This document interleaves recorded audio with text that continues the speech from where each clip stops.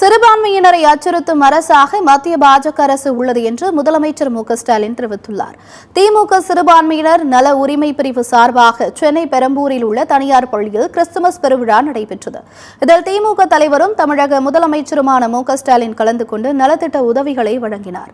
பின்னர் நிகழ்ச்சியில் பேசிய அவர், சிறுபான்மை மக்களை காக்கும் அரணாக திமுக எப்போதும் செயல்படும் என்று நம்பிக்கை தெரிவித்தார். சிறுபான்மையினரை அச்சுறுத்தும் அரசாக மத்திய பாஜக அரசு உள்ளது என குறிப்பிட்ட அவர், மக்களை பிளவுபடுத்தும் சக்திகளுக்கு ஜனநாயகத்தில் ஒருபோதும் இடமில்லை என்று கூறினார்.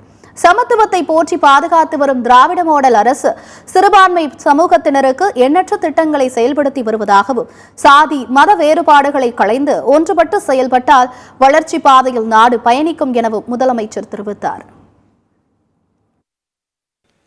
இன்றைக்கி ஒன்றியத்தை ஆளக்கூடிய பாஜக அரசு சிறுபான்மை மக்களுக்கு அச்சுறுத்தலை ஏற்படுத்தக்கூடிய வகையில் ஒரு அரசை நடத்தி கொண்டிருக்கிறது.